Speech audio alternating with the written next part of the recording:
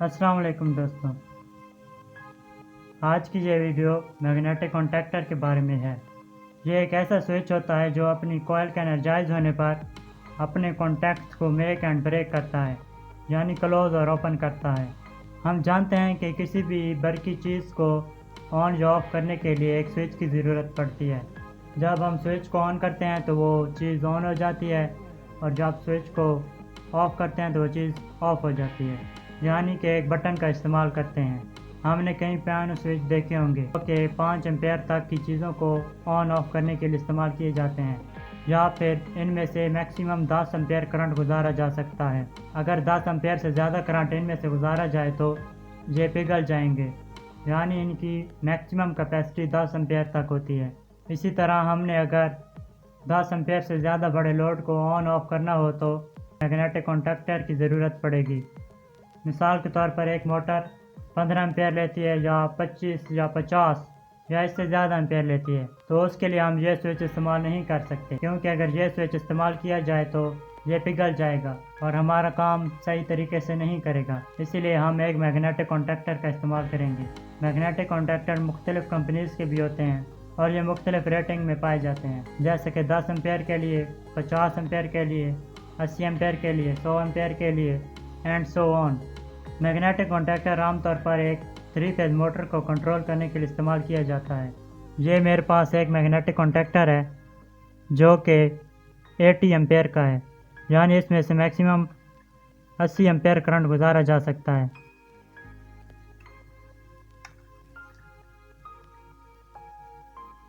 इसमें से maximum 80 ampere current गुजारा जा सकता है और ये सीमन कंपनी का है।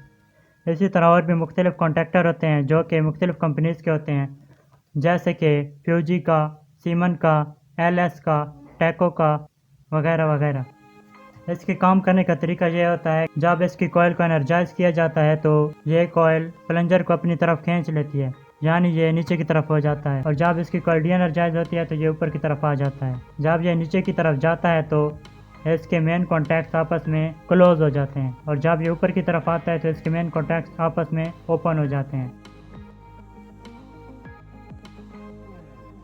इसी तरह हमारे पास ऑक्सिलरी कॉन्टैक्ट्स भी मौजूद हैं जो कि NO और NC होते हैं, यानी कि नॉर्मली क्लोज और नॉर्मली ओपन होते हैं। हमारे पास यहाँ पर 2 कॉन्टैक्ट्स हैं। ये 2 कॉन्टैक्ट्स ऊपर से नॉर्मली क्लोज होते हैं, जबकि ये नीचे वाले 2 कॉन्टैक्ट्स आपस में नॉर्मली ओपन होते हैं, यानी कि जब ये कॉन्टैक्टर ऑन होगा तो ये नॉर्मली क्लोज पहले थे और अब ये नॉर्मली ओपन हो जाएंगे, और जो पहले नॉर्मली ओपन थे वो नॉर्मली क्लोज हो जाएंगे, यानी कि ये आपस में शॉर्ट हो जाएंगे। इसी तरह ये भी इसी तरह काम करते हैं।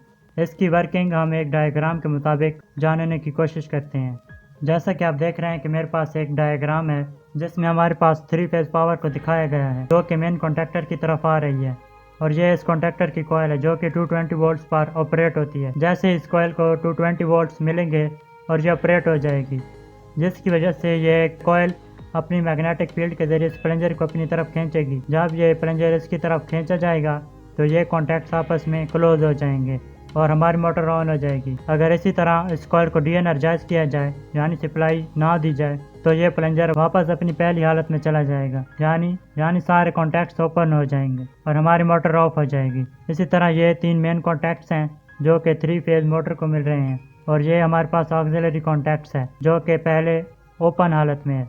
जब ये कॉइल एनर्जाइज होगी तो ये भी क्लोज हालत में हो जाएगा और मेन कॉन्टैक्ट्स भी क्लोज हालत में हो जाएंगे। तो इसके बाद हम कॉन्टैक्टर के अंदर देख लेते हैं कि कॉन्टैक्टर किन हिस्सों पर मुश्तमिल होता है और ये कैसे काम करता है।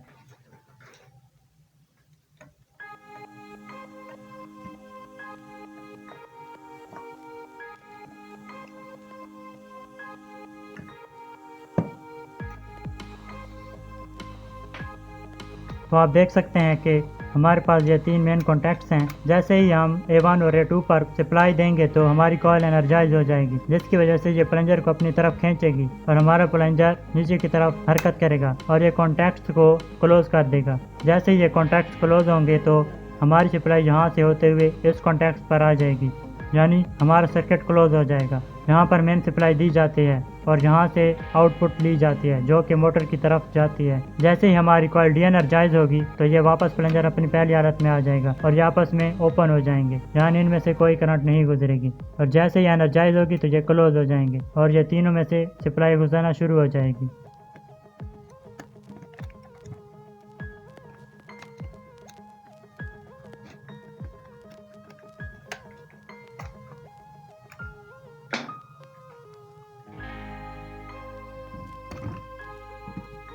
जैसे ही हमने इसे ओपन किया तो हमें सबसे पहले कॉइल नज़र आती है जो कि 220 वोल्ट से 264 वोल्ट पर ऑपरेट होती है। अगर फ्रीक्वेंसी 50 हर्ट्ज है तो ये 220 वोल्ट पर ऑपरेट होगी। अगर फ्रीक्वेंसी 60 हर्ट्ज है तो ये 264 वोल्ट पर ऑपरेट होगी। जब ये कॉइल एनर्जाइज होती है तो ये इस कोर को मैग्नेट बना देती है, जिसकी वजह से ये परमानेंट मैग्नेट बन जाता है। ये परमानेंट मैग्नेट इस प्लंजर के इस कोर को अपनी तरफ खींचता है, जिसकी वजह से ये नीचे की तरफ मूव करता है, जिसकी वजह से ये क्लोज हो जाते हैं। जब ये कॉइल डी एनर्जाइज होती है तो ये वापस कोर बन जाती है, यानी परमानेंट मैग्नेट नहीं होता, और ये कॉन्टैक्ट्स वापस ऊपर की तरफ आ जाते हैं, यानी ये दोबारा अपनी असल हालत में आ जाता है। ये स्प्रिंग इसको ऊपर की तरफ दबाए रखते हैं। जब इस कॉइल की ताकत इन स्प्रिंग की ताकत से ज्यादा होगी तो ये कॉइल इसे नीचे की तरफ खींच लेगी, और जैसे ही इस कॉइल की ताकत इस स्प्रिंग की ताकत से कम होगी, यानी कि ये डी एनर्जाइज होगी, तो ये स्प्रिंग वापस से कॉन्टैक्ट को ऊपर की तरफ भेज देंगे, यानी ये ओपन हो जाएंगे। जैसा कि आप देख सकते हैं कि इसकी कोर मुख्तलिफ पत्रियों पर मुश्तमिल है, यानी कि ये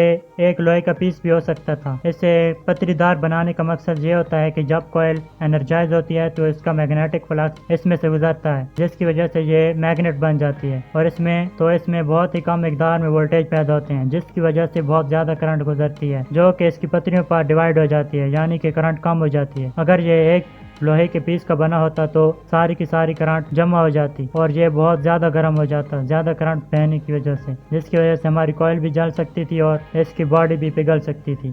इसीलिए इसे पतरीदार बनाया जाता है ताकि सारी की सारी करंट डिवाइड हो जाए और कोर ज़्यादा गर्म ना हो, इसीलिए इसे पतरीदार बनाया जाता है। तो इसे दोबारा बंद कर लेते हैं और कंट्रोल वायरिंग डायग्राम के मुताबिक समझने की कोशिश करते हैं।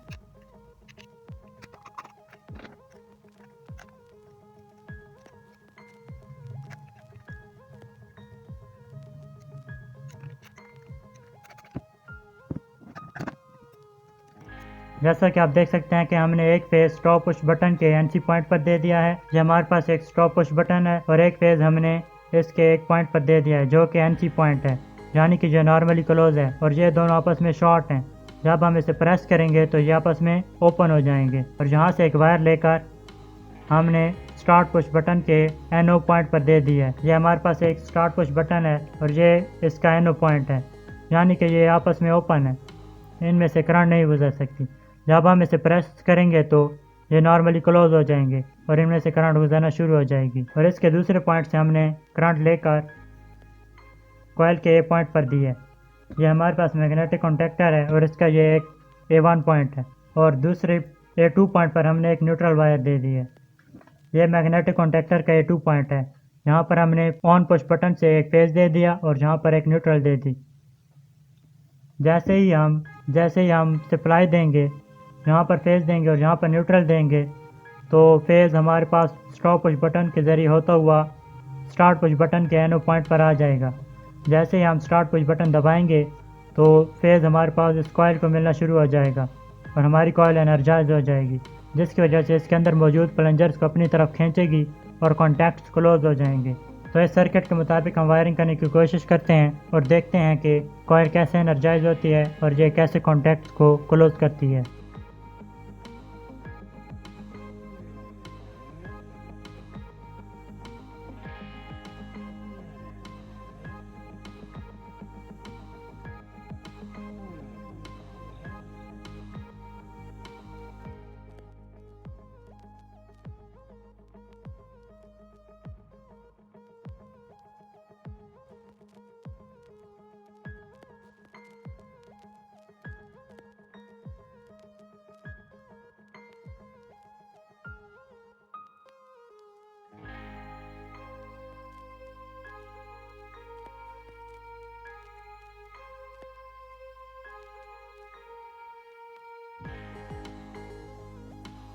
डायग्राम के मुताबिक जैसा कि आप देख सकते हैं कि हमने एक phase wire stop push button के एनसी पॉइंट पर दे दी है ये हमारे पास येलो एक फेज वायर है जो कि हमने स्टॉप पुश बटन के NC पॉइंट पर दे दिया है।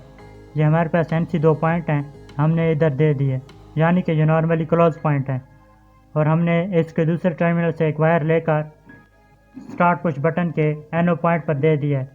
ये 2 पॉइंट हमारे पास NO हैं। हमने ऑफ पुश बटन के दूसरी वायर को स्टार्ट पुश बटन के NO पॉइंट पर कनेक्ट कर दिया है, जबकि हमने दूसरे इसके टर्मिनल से एक वायर लेकर मैग्नेटिक कॉन्टैक्टर की कॉइल A टर्मिनल पर दे दिया है। ये हमारे पास दूसरी वायर है जो कि हमने कॉन्टैक्टर के टर्मिनल A पर दे दिया है। ये कॉन्टैक्टर का टर्मिनल A1 है, स्टार्ट पुश बटन के एक वायर लगा दी है और इसके टर्मिनल B पर हमने एक न्यूट्रल दे दी है। ये हमारे पास एक न्यूट्रल वायर है। डायग्राम के मुताबिक भी हमने A2 टर्मिनल पर एक न्यूट्रल वायर दे दी है।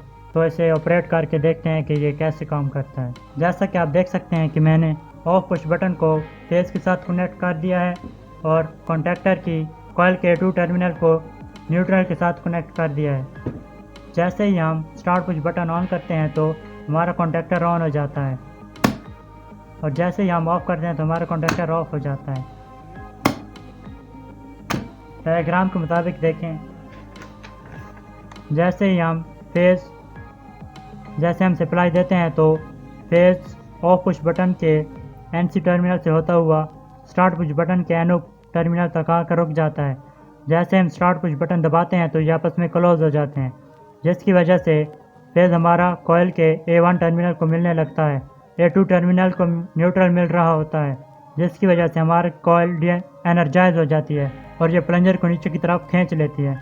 जैसे हम स्टार्ट पुश बटन से हाथ हटाते हैं तो ये वापस अपनी पहली हालत में हो जाता है। ऐसा इसलिए होता है कि इसके अंदर स्प्रिंग इस्तेमाल किए जाते हैं जो कि वापस इस प्लंजर को ऊपर की तरफ अपनी हालत में दोबारा धकेलते हैं और ये वापस अपनी पहली हालत में आ जाता है। तो हम इस कवर को ओपन करके देखते हैं कि ये कॉन्टैक्ट्स कैसे क्लोज होते हैं और ओपन होते हैं।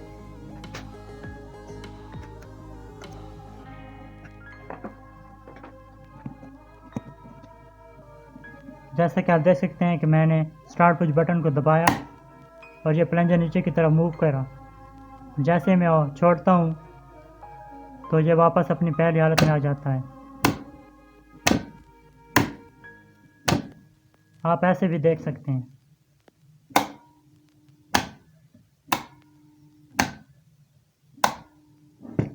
जब तक ये मैं दबाए रखता हूँ तो ये ऑन रहता है, जैसे ही मैं छोड़ता हूँ ये वापस ऑफ हो जाता है। हमारे पास ना ही 3 फेज मोटर है और ना ही 3 फेज सप्लाई है, तो मैं एक बल्ब के ज़रिए इसे ऑन ऑफ करवाने की कोशिश करता हूँ।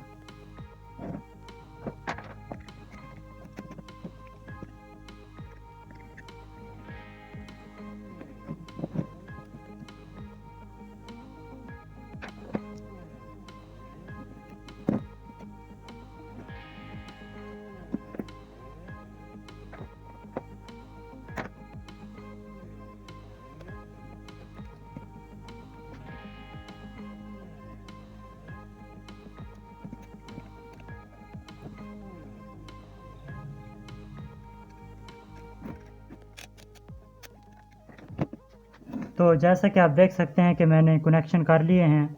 मैंने बल्ब की एक न्यूट्रल वायर को न्यूट्रल के साथ कनेक्ट कर दिया है और एक फेज़ वायर को जो कि कॉइल के फेज़ पर जा रही है उसको हमने इसके मेन टर्मिनल पर कनेक्ट कर दिया है।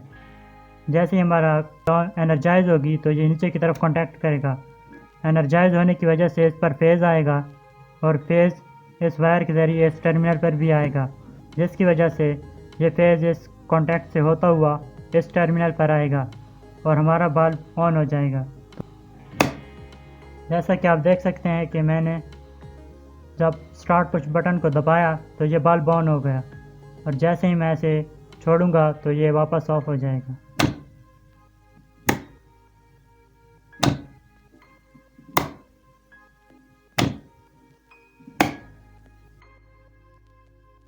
हम अपनी अगली वीडियो में देखेंगे कि थर्मल ओवरलोड रिले कैसे काम करती है, इलेक्ट्रॉनिक ओवरलोड रिले कैसे काम करती है, टाइमर कैसे काम करता है और स्टार्टर कैसे काम करता है, और इसकी कंट्रोल वायरिंग के बारे में भी जानने की कोशिश करेंगे।